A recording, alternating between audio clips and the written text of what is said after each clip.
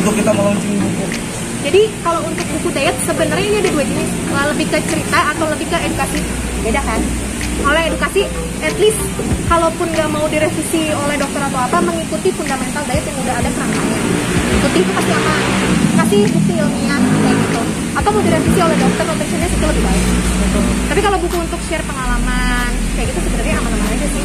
Nggak perlu bukti ilmiah sebenarnya.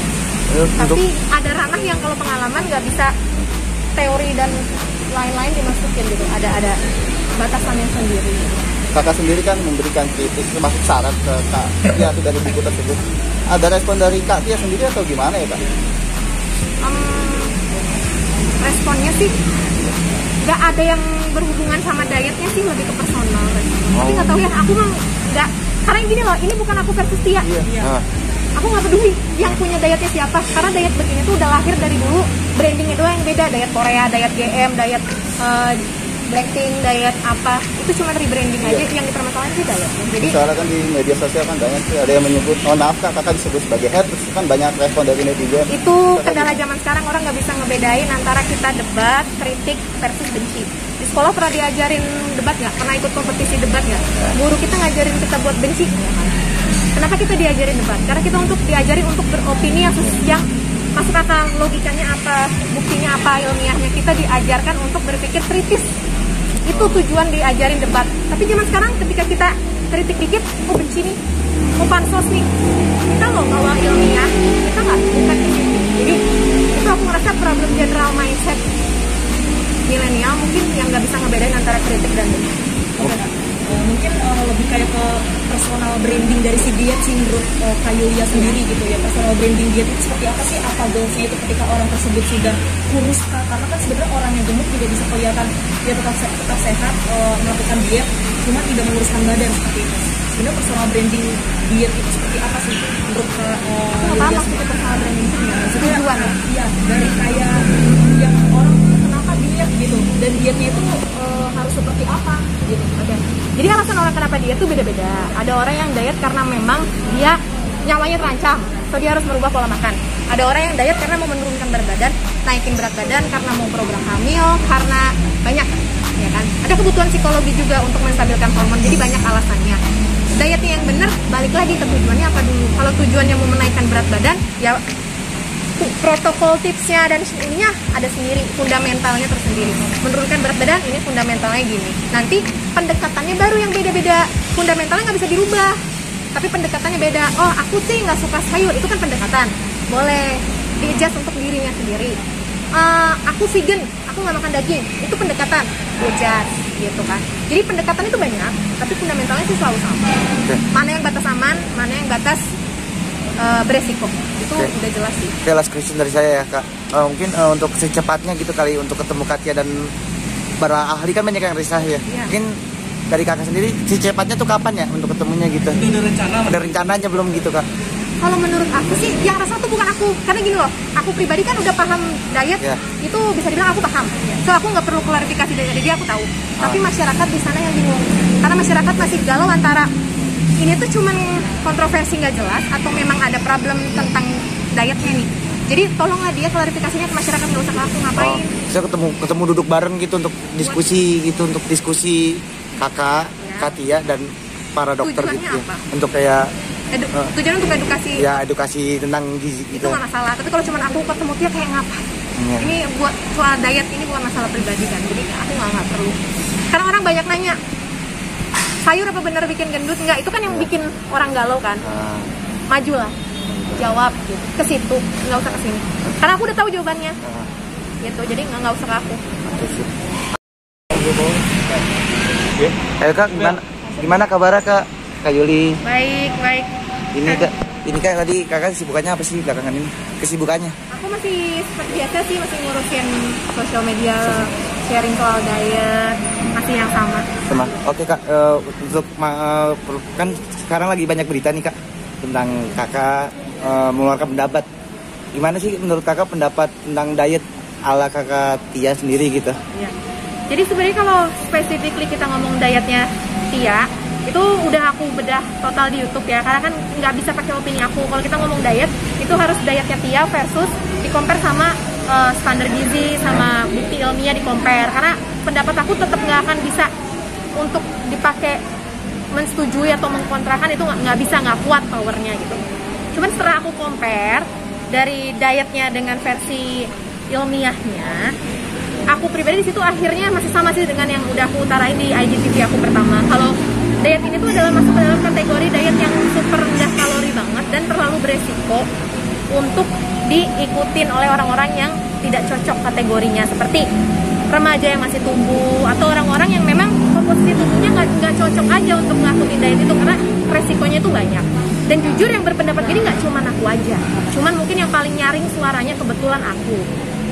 Profesor nutritionist yang udah sangat-sangat profesor yang kepintaran di gizinya tuh udah tinggi juga menyanggah diet ini. Dokter gizi banyak juga menyanggah, nutritionist juga banyak menyanggah. Jadi ketika nggak cuma satu orang yang bersuara, berarti kan di sini kita harus tarik kesimpulan ini di mana nih problemnya gitu. Jadi mungkin lebih baik nggak cuma nanya aku aja, coba tanya yang lebih senior lagi seperti profesor dan sebagainya. Mungkin problem menurut dokter sendiri gimana sih? Kan pasti kakak konsultasi dengan dokter gitu. Problemnya seperti apa sih? Jadi problemnya ketika dokter sudah bikin suatu diet untuk satu orang, contohnya aku atau Tia atau siapapun, itu memang sudah didesain secara spesifikly untuk orang itu, yang artinya tidak bisa dipublish dan yang artinya tidak bisa diikutin sembarangan. Meskipun ada disclaimer ya, ini diikutin dokter, ini dipandu dokter, tapi kan yang mengikuti rata-rata mungkin tidak punya budget untuk ke dokter. Resikonya ini yang harus kita pikirin gitu. Mungkin ngomongin album itu kan pasti biasanya ada tingkatannya. Iya. Dan mungkin apa sih yang paling parah dari diet yang dibikin sama ini, jadi ketika kita melakukan diet yang sangat-sangat rendah kalori, kita masuk ke fase kekurangan gizi. Tapi kalau kita jangka panjang, itu masuk ke skala kekurangan gizi yang berat, yang akut. Seperti kita tahu kekurangan gizi kan saat itu banyak. Itu kenapa pemerintah maksain banget gimana caranya biar masyarakat kita nggak kekurangan gizi kan. Ini malah disengajain dirinya dikurang-kurangin gizi tanpa paham metode yang benar. Jadi beresiko. Untuk remaja, resikonya adalah pertumbuhannya terhambat. Pertumbuhan tulang, pertumbuhan hormon, pertumbuhan sel otak, kejeniusan, ke IQ juga ngaruh. Untuk mungkin orang kayak aku yang nggak pertumbuhan, lebih ke imun sistem, apalagi masa COVID, banyak sih. Bentuknya pola makan yang di-share oleh Katia itu adalah pola makan yang memang dilakukan oleh eating disorder, orang-orang yang mengidap eating disorder itu menggiring. Jadi ketika terlalu saklek, nggak boleh makan ini, nggak boleh makan ini, cuman boleh makan ini yang maksudnya yang udah ada di programnya. Ya sebenarnya kan dia membentuk program itu kan konsul sama dokter, jadi dia bisa nego nih sama dokter. Dok, aku nggak suka sayur, oke kita nego. Dok, aku sukanya ayam, oke kita nego. Jadi sebenarnya lebih enak untuk pelaku diet orang yang langsung konsul ke ahlinya. Tapi untuk orang yang di luar sana yang nggak punya budget, mungkin kan dia cuma lihat buku. Anggaplah aku nih anak remaja, aku beli buku. Oh, dia tuh pagi makannya ayam, siang makan ini, tanpa dia paham kenapa orang ini makan ayam, dia langsung ikutin aja. Akhirnya dia kalau dikasih daging sapi dia nggak mau, soalnya di bukunya juga cuman ayam. Karena dia nggak paham alasannya, ternyata ayam itu karena ada alasan tersendiri. Akhirnya ini ngebentuk orang-orang untuk takut sama jenis makanan tertentu tanpa alasan yang jelas sebenarnya. Menggiring ya, mengarah tanpa secara tidak sadar menggiring ke sana. Tapi untuk tadi kakak di YouTube kakak bilang kalau bahwasanya obesitas boleh melakukan diet tersebut. Yes. Itu seperti apa kak penjelasannya? Nah, untuk kategori yang boleh dan tidak boleh ini hanya dokter yang tahu. Karena nanti diobservasi. Jadi very low calorie diet ini memang diadakan untuk orang-orang yang obesitasnya itu lumayan tinggi dan udah di posisi yang mengancam nyawa. Jadi bagaimana caranya orang ini obesitas harus turun berat badan cepat, karena kalau nggak turun berat badan cepat mungkin jantungnya akan bermasalah, pembuluh darahnya akan bermasalah. Jadi ini tuh kayak emergency actionnya gitu loh. Jadi apakah orang ini cocok untuk very low calorie diet? Ya harus di assess dulu, dilihat, diobservasi oleh dokter. Oh nggak cocok, kamu mah kalori biasa, kalori defisit biasa juga bagus. Karena secara hasil studi, ini kan udah ada hasil studi meta analisis, orang yang dietnya low kalori banget dibandingin orang yang diet kalori defisit biasa, penurunan lemaknya itu sama. Bedanya kalau yang very low kalori, side effect-nya lebih banyak dan masalah tubuh yang lain ikut kurang, kayak ototnya, tulangnya. Tapi kalau yang diet biasa, kecepatan penurunan lemak sama. Jadi kalau menurut para ahli profesor yang aku ikutin seminar nih ya, ngapain kamu harus ngikutin diet yang resikonya lebih banyak ketika kalau di compare hasil penurunan lemaknya sama-sama aja kecepatannya. Jadi ya udah ikutin yang generally safe aja gitu. Oke, mungkin tadi kan kata kakak solusinya itu obesitas, hanya obesitas tapi harus konsultasi ke dokter Iya, ya. Oke. obesitas dengan kriteria tertentu. Mungkin solusi sendiri apa untuk menurun bukunya Katia sendiri udah nggak usah dicetak lagi atau udah ditarik aja apa gimana sih Kak? Kalau setelah aku kan sempat ikut seminar juga ya, Iya. oleh senior kayak profesor gitu-gitu yang membedah bukunya juga. Jadi aku sependapat dengan para senior, sebaiknya direvisi beberapa part aja. Jadi nggak usah kayak buang aja, enggak. Beberapa kayak sayur bikin gendut, mohonlah direvisi gitu. Terus selulosa menghambat berat badan atau apalah kalimatnya, mohon direvisi. Terus kalori juga yang ngasih tahu kalau dia makan 200 kalori, mungkin di hide aja biar orang nggak copy paste gitu. Mungkin dari kakak sendiri ada keinginan untuk ketemu Katia nggak sih? Aku pribadi sebenarnya pingin, tapi lebih nggak cuman jangan aku sama dia doang deh. Mungkin karena kan dia tuh sebenarnya aku punya feeling mungkin dia niatnya sangat baik. Aku bisa baca dari bukunya niatnya baik, dia ingin mengedukasi cara yang positif, dia ingin memotivasi. Cuman dia sendiri karena dia bukan dokternya, dia tuh mungkin nggak terlalu paham juga kalau ini tuh dietnya beresiko atau enggak gitu. Jadi dia sharing dengan itikat baik aja.